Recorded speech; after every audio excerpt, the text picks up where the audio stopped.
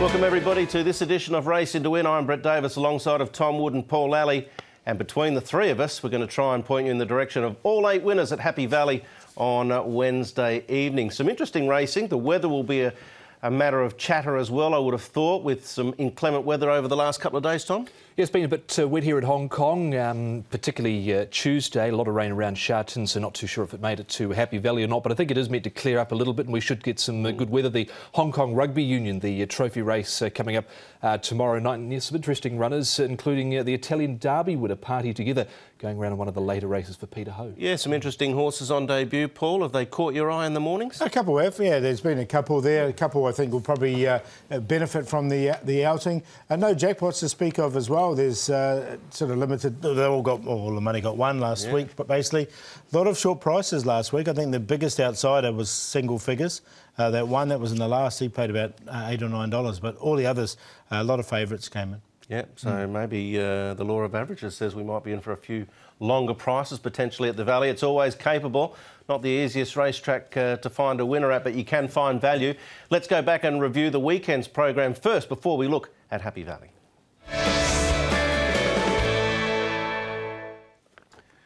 Well, my goggles were fogging up on Sunday, as they are at the moment, because of the inclement weather, but we still had some good racing, and some of the horses appreciated the cushion in the track.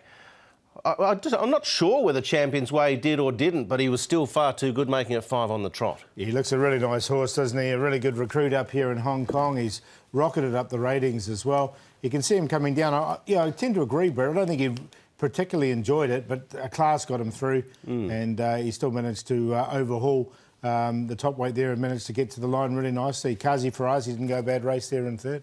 Yeah, and Super Rich finishing off quite nicely into a minor position as well, but he was just too big and bold. I don't think he was totally comfortable with the ground. I think we see the best of him when he is on top of the ground, and well, he still came out and dealt with them here. Already had $2.6 million in prize money in his back pocket. The owner of Champions Way picked up another almost $2 million with a high achievement bonus and first prize check. Interesting to see what John Size does with him now. He's a bit like Full of Beauty, isn't he? Won the 5 and then all of a sudden the options are becoming a little more limited now, but I get the feeling he just seems to cope with his racing that well. He's so big and strong, Champions Way. We'll probably see him again at some stage soon. Well, we had to go at either end of the card. The first race was won by an impressive horse as well. Likewise, the last Champions Way. The first Griffin race of the season, won by the short price favourite Athero.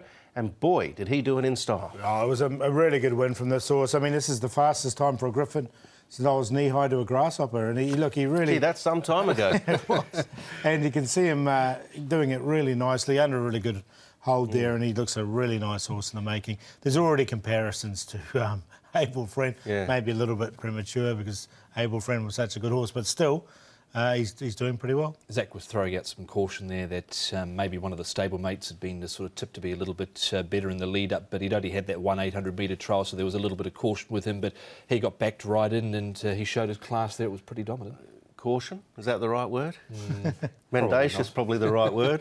Or in Australian, as we like to say, some porky pies, but either way, he got the job done, and you can understand when you've got a young horse, you don't want to go out there sort of, you know, exploding too much with regards to their ability and that they're unbeatable. You need to sit on the fence a little bit, and that's what he did. The thing that surprised me the most about him was the actual gate speed he showed, because in the trial he was very slow. Yeah, he didn't have that great gate speed, but he pinged away with them, and he put the second horse to the sword well and truly. He was under a lot of pressure from about the 4-500, but this horse just bolted him. He still ran pretty well too, didn't he, winning Method in Defeat, Paul? Yeah, he won a really good race. He was quite an expensive yearling as well, and he hit the line really nicely, so there's definitely wins for him, and you can see there the ratings with obviously Athero being a Griffin won't get a rating yet. Yep, there's another Griffin race coming up in early May, and that's over 1,000 as well, so you would think that he would be targeted towards that. If he can win that, then obviously the handicapper has to go to work on Athero, but no rating for him at the moment. So we're up to date. Of course, we should mention too, Zach Purton wrote his 100th winner, so another great achievement. Triple figures at, what, meeting number 63. It's another grand effort from our leading jockey. And Vincent Ho as well rode his 250th winner. So Vincent Ho, as of Wednesday night, no further claim for Vincent. He'll be riding as a senior jockey completely with no claim available. Speaking of the Valley, let's get into the card now and have a look at all the information. Firstly, Before we do that, I should not jump too far ahead. We should have a look at the horses to follow.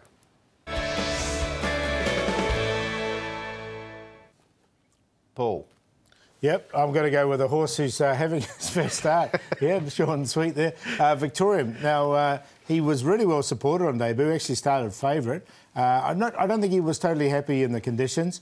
He was there for a long period of this race. He ended up finishing 7th. You can see here was just sort of challenging for the lead with about 200, 250 to go, and just sort of faded out. I think once you get him on top of a firm track, with all this experience now that he's had, he's going to go close to winning. And there was a lot of support in debut. His trials have been good leading into the race, so I quite like the horse. OK, my horse to follow was Righteous Doctrine, coming out of one of the later races on the programme. He finished 9th. Now look where he is. He's a long way back here at the 400 metres, but he was able to pick a path between runners. It was quite a competitive finish behind the top 3 or so there. You can see him with the shadow roll. He was a long way back, but he made some good ground, and what at this point of the day was a good to yielding track with all that rain we'd had through the course of the programme. Don't know if he was totally comfortable. I thought he might have been a bit more of an all-weather horse, but he certainly showed that he can be right in this. He was home in 23.12, so that was the quickest behind the winner there, Everlane. Yeah, I spoke to a few good judges on track, and they were keen that he'd probably run a bit of a race. Over 200 to 1 he was, Righteous Doctrine, and he wasn't beaten far at all.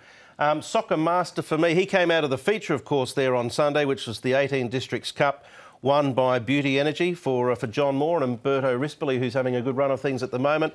But from that race, I thought Soccer Master hit the line quite well. He is a horse that's just having his 7th start, German-bred ISG, so I'm expecting him to improve a little bit with racing. There was some money for him as well to suggest that he'd run a better race. He was 57 into about 38 to 1.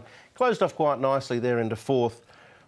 He's not far away from a drop in grade. He may need a little bit further and probably might like some rain too from what we saw there. But I think he is a horse on the improve. So Soccer Master for me. Now, looking at the suspensions, there were no suspensions from Sunday, but if you go back to the meeting prior last Wednesday, Caris Teton on Casa de Forza copped a suspension, 2 days, 1st to the 6th of May. Caris will be out, so he'll ride on FWD Champions Day, and then he's out for a couple of meetings. Let's have a look at the information now for Happy Valley. We'll start with the one and only scratching, which is in race 2. Aeolus comes out, replaced by Irish Vega. Chad Schofield is now taking the ride on him. 64th meeting of the season. B course in use. 8 races on the turf. At this stage, the track is rated good. We'll see how it unfolds on the day. We start off with a Class 5 1650. Now, Jing Jing King and Let's Go Free both dropping into this class for the 6th time for Let's Go Free and the 2nd time for Jing Jing King. The Sylph is there, Bingo Hero, keep winning one on the dirt last start.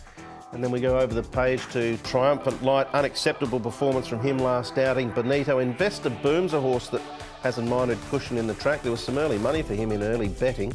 And Gobi Storm down the bottom, the lowest rated galloper, but has barrier number 1.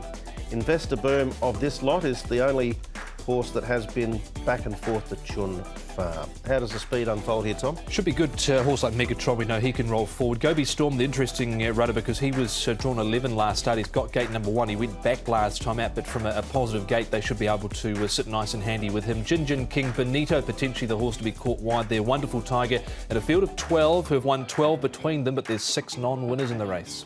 There is. This one has 1 races, though. He's won 3, in fact, and quite a well-rated horse now. Stepping back up to the 1650, they've flirted at 1200 the last 3 starts. Downgraded up in trip, he looks well placed. Jimmy Ting, very good strike rate for these Class 5 horses this season. Keep winning. This is the big question. Can he do that? He did win last time, albeit on the all-weather. Pacifiers will go back on him. A little bit of an awkward draw, but he did win nicely enough when he did step onto that surface that he's galloping on there. And Gobi Storm, one of the likely front runners in the race. Again, he's going to get a nice lead from barrier number 1 with a lightweight. But he is down in the ratings. He's down to a rating of 16, and he's down there for a reason. That he is, yes. Class 5 to kick off the card, 1650 B course. I tried to make a funny in the paddock about this horse's name, Keep Winning, and he hadn't won one, and then he came out and did this. It was hard to predict. It just goes to show you should... Didn't you say he had to start winning before he could... Correct, exactly. I remember. It's typical, isn't it? And he did win on this occasion. Got what I deserve, Tom. He did win on this occasion. He had a pretty economical run in Transit. I think everything just panned out right for him. I think if everything was to go right for him, he could be potentially there, but that's a big if. Everything's got to go right. Was the tongue tie a difference, do you think, Paul? Yeah, a little bit. I mean, barrier 9 this time on the turf. I'm happy to watch him go around to see if we can do two together. Yeah, I think if you got him there, you did well. Yeah. Let's move on now to my old mate, the Sylph, Wonderful Tiger, Gobi Storm. A horse that's been a little bit disappointing. He's drawn barrier number 1. Does he kick through and lead? Probably does, as the speed map suggests. Yeah, probably does. He didn't on this occasion, finished 7th. So coming back to Happy Valley, the tighter track will probably suit him a bit. He's been placed a couple of times, and that has both been at Happy Valley. The Sylph, yeah, he's like a box of chocolates. You don't really know what you're going to get with him. That was actually his best run here at Sharton, the Sylph, out of 20 starts. He finally notched up a third place, and he was actually attacking the line okay over the concluding stages. So we know he's got winning form at Happy Valley.